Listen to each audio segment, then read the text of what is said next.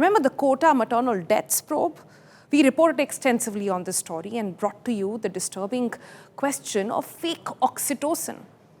Remember, in those stories, we pointed out that oxytocin injection, another drug, which is oxytocin, by the way, is a drug that is given to sort of stop the bleeding at the time of a cesarean, operation that takes place. They had found water in it. Then an AIIMS team had gone in to sort of review the entire situation, and what they have found is that it was not just oxytocin that was fake. Another drug has failed quality test. This is dinoprostone gel, a medicine routinely used to induce labor during childbirth. That has been declared substandard by the Rajasthan Drug Department. Investigators say that the gel contained only 50% of the prescribed active ingredient and also failed the mandatory weight uniformity test, meaning the batch did not meet two critical quality standards. Now, what makes the findings even more serious is that this wasn't a privately sourced medicine. The drug was supplied through the Rajasthan government's procurement system and had reached the new medical college hospital in Kota, where the maternal deaths are under investigation. The government has since frozen the entire batch in Kota, blocked its supply across Rajasthan, and directed hospitals not to use the medicine while the drug department carries out a detailed investigation. Now remember, this is the second drug to fail quality test in Kota probe after oxytocin. Notably, like I told you, AIIMS team had recommended testing multiple other medicines as well used during the treatment, and the latest report has intensified concerns over the quality of drugs supplied to government hospitals. The questions are also now becoming impossible to ignore. How did a substandard labor-inducing drug enter the government supply chain? Were pregnant women administered these medicines that failed quality standards? How many hospitals received the affected batch, and are more government-supplied drugs under scrutiny? And above all, who will be held accountable if poor quality medicines put lives at risk? Let me take all these questions to my colleague Sharath, who's been reporting on this story. He joins us live from Jaipur. शरद जी, पहले हमने बताया कि oxytocin की जो vial थी उसके अंदर oxytocin medicine नहीं थी, पानी था. अभी जो जेल है जो लगाया जाता है लेबर इंड्यूस करने के लिए, वो भी सबस्टैंडर्ड का पाया गया है. मंत्री ने तो उस समय भी बहुत ही एक अजीब सा स्टेटमेंट दिया था कि नाचते गाती नहीं आई थी औरतें. उन्होंने उस समय कहा था डिहाइड्रेशन की वजह से भी मौतें हो सकती हैं. लेकिन जितनी भी फैमिली वालों से आपने बात करी, हमारी टीम ने बात करी, सब ने कहा that they were healthy mothers. There was nothing wrong with them and they lost their life only because the hospital did not do its due diligence. मैं आपसे एक ही बात जानना चाहती हूँ, इन सारी इंक्वायरीज के बाद क्या कोई एक्शन हुआ है उस हॉस्पिटल में? जो प्रोक्योरमेंट आपके इंस्पेक्टर्स होते हैं, जो डीजी होते हैं, हॉस्पिटल के जो इंचार्ज होते हैं, क्या कोई भी एक्शन हो पाया है? कोई भी कॉम्पनसेशन दिया गया है इन फैमिलीज़ को जिन्होंने अपनी बेटी बहुएं भी गंवा दी और उन छोटे छोटे बच्चों ने अपनी माएँ भी गंवा दी?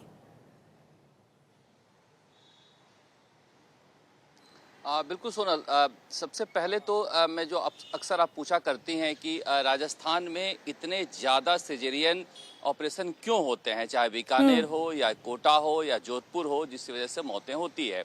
ये साफ साफ दिखाता है क्यों होता है, क्यों हो रहा है सिजेरियन ऑपरेशन. ये जो दवा है ये लेबर पेन को बढ़ाने के लिए है. ऑक्सीटोसिन भी लेबर पेन को बढ़ाता है और नॉर्मल डिलीवरी को इंक्रीज़ करता है. यानी कि नॉर्मल डिलीवरी को इंक्रीज़ करने वाले ये दोनों ही दवाएं जो हैं वो सब स्टैंडर्ड थी. एक नील था, एक 50% था. अब 4 दवाएं हैं, 2 की रिपोर्ट ही आई है.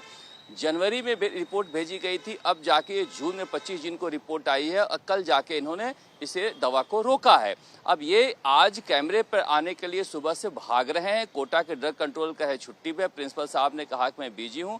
अभी मैं बैठा हूँ राजस्थान मेडिकल सर्विस कॉरपोरेशन में, जहाँ से ये दवाइयाँ खरीदी गई है और सरकारी अस्पतालों में हर जगह भेजी गई है. वहाँ कोई बात करने के लिए तैयार नहीं है कि इंक्वायरी हो रही है. अब ये कह रहे हैं कि देखिए जिस तरह से दवाएं रखी जा रही है अस्पतालों में, हो सकता है कि तेज़ गर्मी की वजह से सब स्टैंडर्ड हो जाएं. मैं वो दृश्य आपके लेकर आया हूं और मैंने शूट करके अभी अभी भेजा है कि किस तरह से राजस्थान मेडिकल सर्विस कॉरपोरेशन की जो दवाएं खरीद के लाई जा रही है, कितने गंदे तरीके से यहाँ पर रखा जा रहा है, टेस्टिंग की जा रही है, कहीं से कोई स्टैंडर्ड नहीं है, उन दवाइयों को रखने के लिए कोई प्रोसीजर नहीं है। अब ये जो दवा है ये कोटेक हेल्थ केयर कंपनी है रुड़की की, वहाँ की एक दवा है। ये कैसे आरएमसीएल ने परचेज किया है, अब ये अपने बचाव में लगे हुए हैं। जहाँ तक आपने पूछा क्या कार्रवाई हुई है, कार्रवाई के नाम पर ये जो दवा के स्टॉकिस्ट हैं उसे बैन कर दिया है, दवा कंपनी को बैन कर दिया है। पिछली बार हमने रिपोर्ट दिखाई थी तो लोकल परचेज पर पाबंदी लगा दी, क्योंकि लोकल परचेज था ऑक्सीटोसिन। इस मामले में अब ये बचाव की गली खोज रहे हैं।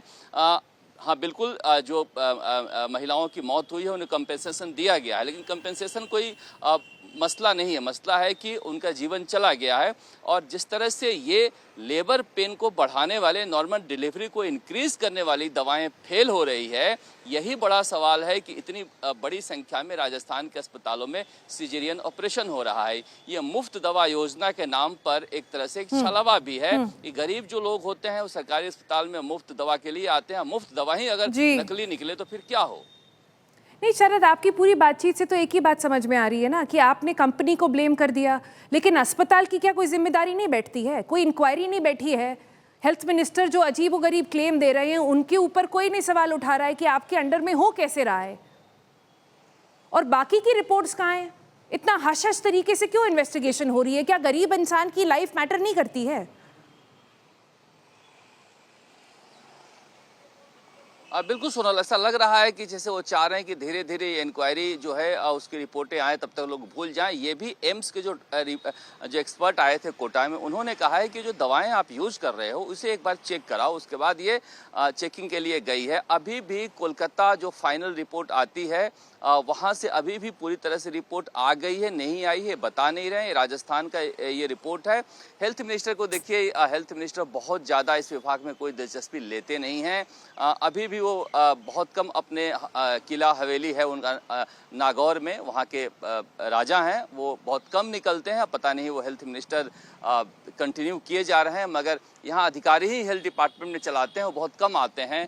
घटना होने के बहुत दिनों बाद जाते भी हैं दौरा करने के लिए, और अधिकारी जब चला रहे हैं तो अपने जो अपने पीठ है वो बचा लेते हैं। वो बड़ी मुश्किल से ये जो रिपोर्ट हम लेकर आपको आए हैं, सुबह से लेकर शाम हो गई, बहुत मुश्किल से रिपोर्ट निकाल कर लेकर आए हैं। रिपोर्ट तक कोई देने के लिए तैयार नहीं है, इसलिए कि ये खुद की खरीद थी। खरीदने के बाद टेस्टिंग का नियम है, और टेस्टिंग के बाद मेडिकल कॉलेज में, अस्पतालों में भेजने का नियम है।